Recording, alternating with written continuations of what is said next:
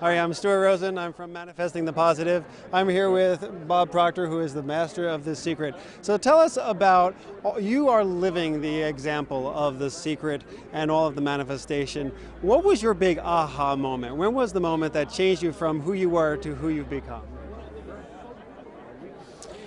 I think I have to go way back to 1961 when I first picked up Think and Grow Rich. All right. I had a man explain a few things to me that gave it to me. I was 26. I really had never done anything in my life of any consequence. I was losing. And I hadn't done well in school. I had dumb jobs. And he got me to quit focusing on why I couldn't win and start to think of why I could. Now I still didn't think I could win. And I really didn't believe that I could, accomplish anything. But he believed I could. And I think I started off believing in his belief in me. And I've analyzed that a lot, and I think that probably is a point everybody moves ahead at. Somebody has helped them, and I think we believe in their belief in us, and that leads into us believing in ourselves. And so that's really where it started. I had set a goal. I think it was the first time in my life I had ever set a goal. I thought of a goal as being hockey or soccer or something like that, but not a point to work toward in your life. And that was way back in 1961. And of course, I've just continually studied it ever since then. Now, comparing 3 Feet from Gold to the original, to Think and Grow Rich. Yeah. Now, how does it compare? What new stuff are we getting from 3 Feet from Gold? I don't think you're getting any new stuff. I think what you're getting is new examples that people relate to a lot easier. It's very difficult to relate to Henry Ford building a Model T or Edison trying to figure out how to create an incandescent light bulb or something. But the same principles that they used is used in the examples in the book. Like you've got Dave Leniger in there that started Remax Real Estate.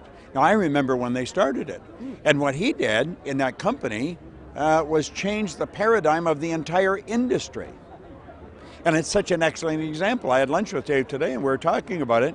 And he did billions of dollars worth of business in 1 year. That's tremendous change. So the examples are up-to-date examples, like Mrs. Field's cookies, Remax Real Estate. So the information never changes. The laws that enable us to succeed are universal and they're timeless. But the examples are new. And I think 3 Feet from Gold is an extension, a modern day extension of Think and Grow Rich. And I think probably it'll impact as many lives or maybe more because there's a greater awareness today. Now, what happens when someone has the idea, but they haven't taken all of the steps to reach their goal? What advice would you give them to actually go from where they are now to there? Well, I think that they should be very careful on who they get advice from. We have a tendency to talk to the guy next door, or our brother-in-law possibly, who hasn't really done anything. We should go to people that have accomplished something. If we're going to ask for advice, go to someone that has accomplished something and ask them what they think we should do. And we'll get good advice there. We have a tendency just to say, what do you think I should do? To the next person that we're talking to. The person will always give you an opinion, but it isn't necessarily advice that's going to work for you. And we have a tendency to listen to it. Now, what happens when a person is filled with fear about saying, oh, they're out of my league, they're way too big for me? What advice would you give them about that? Well, the only way to handle fear is to face it. Like, let's suppose I'm afraid to meet you, okay? And you're somebody I want to talk to, and I'm afraid to meet you.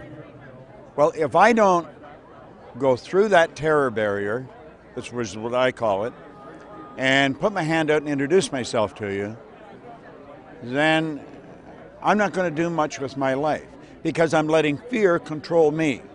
And when I do that, I find out, I start to take a look that you're really no different than I am. You're no better than I am. You see? Right. And the problem with us thinking that someone's better than us, the opposite of that, we think we're better than someone else. And that's not a good idea to work with. So I think we have to face the thing we fear, and then fear leaves. So now what inspires you every day? When you get up in the morning, what just lights up your day? Well, I have so many projects going. I have 19 companies that I'm involved in that we operate all over the world.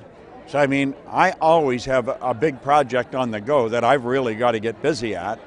I have a reason for getting out of bed, and I have a reason for going full tilt, you know. Like I've been busy here since very early this morning, and we still have a ways to go. Well, every day is like that. Now some people said, don't you get tired of it? Well, of course I get tired, but not of that. You know, what's the alternative? Do nothing. That's something that really wears you out. That is excellent. I think the deal is that you have big goals and you have big projects, and every day when you wake up, and of course you've got a purpose for living. And all the way through Think and Grow Rich, Hill talks about definiteness of purpose. That's what we've got to go after. Now, how big should people dream? You can't dream too big. You see, if you take a look at all the giants, I'll give you a good example. When we were doing a seminar, I think it was in Hawaii. There was Mark Victor Hansen, Jack Canfield, myself, Bernie Dorman, there was a number of us. And it was an idea that Mark and I come up with. We were going to teach people to earn $1 million by setting up multiple sources of income. Well, he and Jack got the idea that we're going to do these Chicken for the Soul books. And they came to me and they said, Proctor, you got lots of stories, give us some stories. So I gave them some stories. And Mark said, we're going to sell 50 million of these by the turn of the century. Well, this was early in the 90s, and I thought, he's smoking something. You know, but I didn't want to tell him that because we're in this business. Well, he didn't sell 50 million, he sold 74 million, and he's gone over 100 million. So that taught me a lesson. There is no limit. There is no limit. If you can see it in your mind, you're capable of doing it. And I think what stops most people, they see it, but they don't see how they're going to get there. And it's not necessary that we see how we're going to get there. It's only necessary to know that we're going to get there. And that's what makes every day exciting. You know, today, I wonder what's going to happen today that move me in that direction. And some of the things that happen are not too pleasant, but they're what has to happen to raise our consciousness to move it in that towards where we're going. Absolutely. This has been great. Thank you very much. My pleasure. Thank you for being a perfect living example. Good. I enjoy it. Thank you.